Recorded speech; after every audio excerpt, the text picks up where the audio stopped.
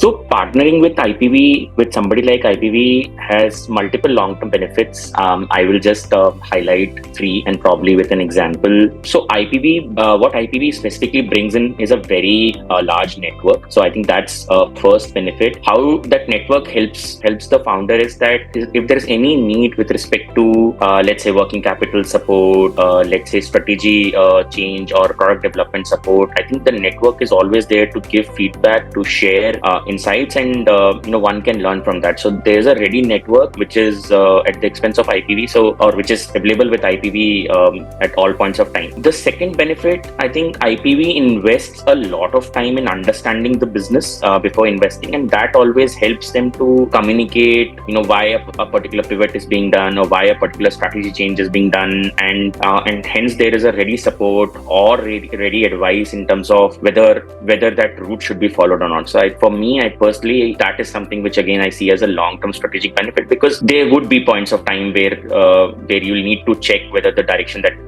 you are taking is right, or whether the specific strategy is right, or get some strong feedback on that. The third is more of an example that when we personally at Relso required let's say 2 areas of support, which was sales side strategy or GTM approach change, and working capital support to implement some of that. IPV was at the forefront of ensuring that we get that both in terms of connecting with relevant partners in the ecosystem, as well as providing support from mentors who could guide or who could give feedback on the strategy change. So that is for me, which I see as long-term benefits, something that will continue to go forward.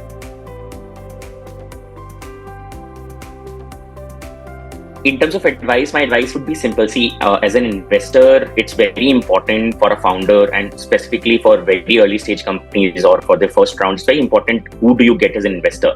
What are they bringing on board? And for that, I think it's very important that how much time the investor takes to understand the business. Now, with the process that IPV has, for me, I think the amount of time they took to understand the business, to understand each granular detail as to why we have taken certain assumptions in terms of projections, why are we doing a particular product and not doing other kinds of product, or in raw materials. I think the level of detail that it took, and sometimes it was, to be very honest, sometimes it felt why so much depth is required at this stage. But with the kind of model that IPV has, wherein lot of investors come in, it's a platform-based system where a lot of investors come in and chip in with their small amounts. It's very important that the platform or somebody who is hosting these investors understands the business, understands the context really well, so that it is able to communicate to the investors really well. So I think that is something which IPV does really well. Second is it's a very structured process in terms of how each thing will be done, and that's a huge support for a founder as well, where if the investor is structured in terms of when the business diligence call will happen, when the founder call will happen, what will be the next steps from there, each and everything is defined, there is a specific team to take care of that. It takes a lot of headache away, wherein I was followed up for investment versus me following up for small things. I think that is again as an investor something good to see.